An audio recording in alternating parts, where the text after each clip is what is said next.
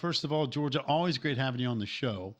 And a heartfelt congratulations. I mean, you guys have accomplished a lot together as a team, but now you can sit there and say, guess what? We're the number one seed heading into the ACC tournament. And that's something the Hokies have never been able to say. I know that one felt good yesterday, didn't it? Oh yeah, for sure. And we knew going into the game it was going to be massive for us in terms of seeding and clenching a share in the regular season title, which, as you said, is like nothing that we've ever done before, which is pretty dope. But we're on this incredible winning streak, and you know, pardon, winning. Hey, Winnie. The fam is not doing a good job at keeping it quiet. Anyways, but the game was massive, and I'm glad that with all the game days and the potential distractions that we had, we pulled away with it. It was great fun. You got to have your family there too, because you walked senior day, obviously emotional. How would you describe the emotions you felt pregame? Were there any tears at any point? Not really, because I mean, it's a personal flaw of mine. I don't really like to let myself feel emotion, so I was kind of just like a bit unavailable.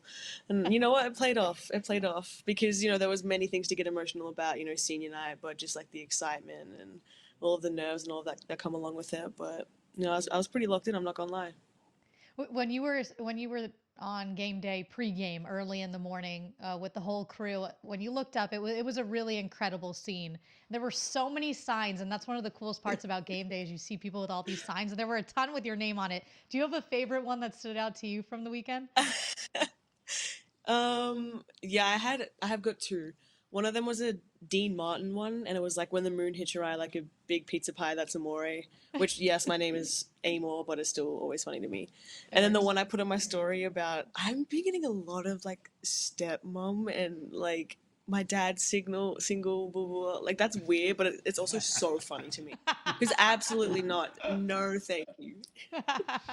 She is not available, like she just said. That's funny. We've had some fun with your family in the past. I know they're still hanging around in Blacksburg, perhaps watching the dog as we speak.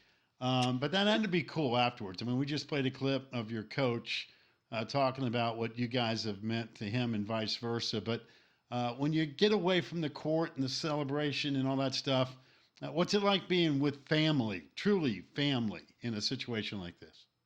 Yeah, I mean, they've only come over during Christmas time when all like the students are away, and they had never really seen, Blacksburg for truly what it is on game day.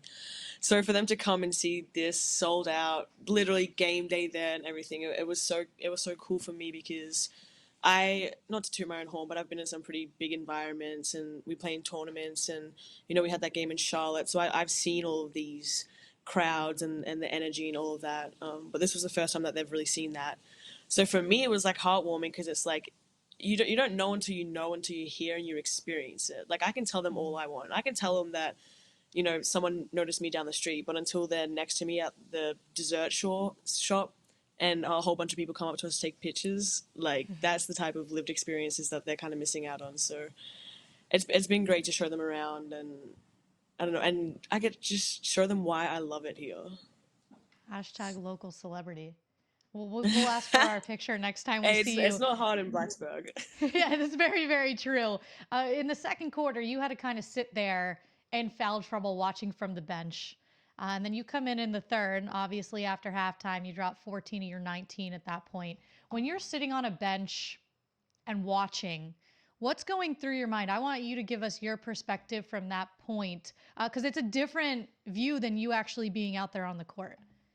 Yeah, no, for sure.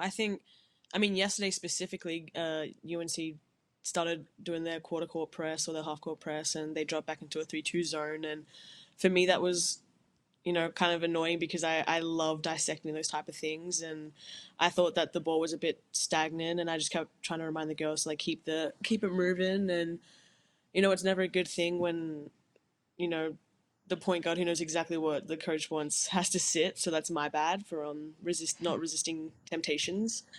But I don't know. I sit next to the assistant coaches. I hear what they have to say. I'm trying to see it from like a unbiased perspective, and it honestly helped me when I came back on the floor to be able to fix the mistakes I was making in the first quarter because I wasn't really doing a whole lot in the first quarter. So I was able to watch their coverages and stuff like that and kind of dice it up from there. Georgia, in this crazy world of college athletics, while we're sitting here talking about the great scene, which was college game day, and obviously a big win, and what your team accomplished, I'm sure Kenny Brooks made it crystal clear. All that's fine and good, but you know what? You got a road trip to Notre Dame. You know how good Notre Dame is, and they're playing for that double bye. You got a road trip to Virginia. The Hoos are fresh off of winning at Louisville. You know how difficult that is. You guys just accomplished it. So, what was the message from Coach? Yeah, you want to celebrate and take it all in, but man, now we're getting to really the best part of the year. The fact you guys are ranked fifth in the country in the AP poll, you locked in that number one seed, but you've got two major games this week before you get to Greensboro. Yeah, and we haven't forgotten about them either. I think we're a really mature group, and we've said it all along. It's one game at a time, and we've really kept the main thing the main thing. So, I think a big testament to show how we've been doing that was, in fact, yesterday. We kept that game our main priority of focus. And if that doesn't just go to show, how locked in we are at this point of the season, and we're aware of the target we have in our back. Obviously we jumped the rankings and now we're number 5, and I think it's like a 10-game winning streak or something like that. And any win for a program against us it would be massive for them. So we are very, very aware. But I think we're also peaking at the right time, and as I said, we're very, very locked in. Yeah, I would say locked in. You didn't even know what your win streak is. That's a perfect example of the fact that you have no clue what's going on. It's on to the next one.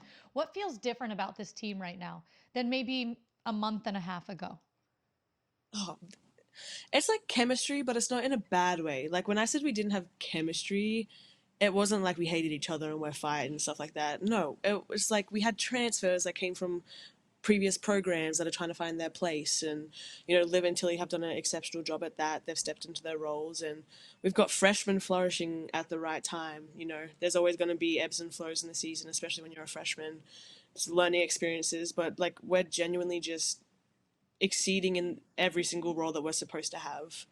No part of this team is selfish, and we know how important it is to get it into Liz, or to hit Caleb for open shots. And I think we're just a very well-oiled machine right now. Georgia, the importance of experience, what you guys went through last year, winning the ACC championship, rolling into the Final Four. Do you ever find yourself kind of tapping into those experiences from last year already into this great run that you guys are currently in? Yeah, for sure. I mean, experience helps with everything, but I think the main thing we try not to do is kind of like reflect in a reminiscent way, if that makes sense, or like a comparison way. I mean, obviously playing in front of big crowds, high stake games, that all helps. But we never wanted to get to the point where we were like, oh, this time last year we were this time last year we were that, because it's a completely different season. But I think we're on trail for a pretty good postseason, provided we keep doing what we're doing. Yeah, comparison's the thief of joy anyway. You want to enjoy the moment you're in.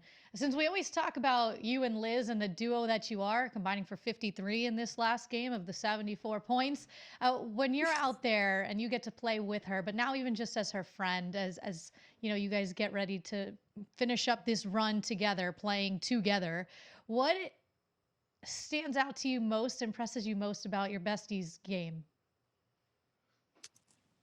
Her just consistency.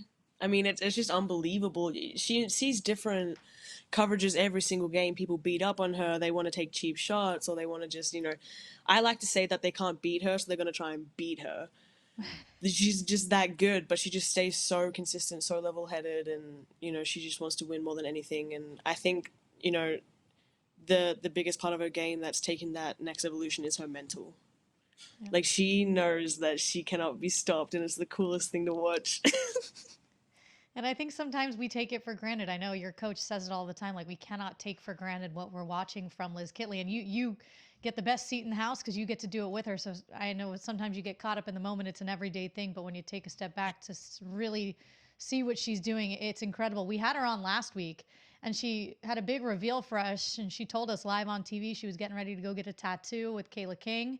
Do you have any big breaking news you would like to share on ACC PM at all? Before we eventually let you go? I'm getting a tattoo tonight as well. Are you really? we have a tattoo artist, and I mean, we go to Mischief Inc. in Roanoke, and she's a big fan. Comes to all of our games, and you know, yeah, we have a pretty tight relationship, obviously. Are you getting something in particular? No, She doesn't. I have know. a couple already, so at this point, it's like, nah.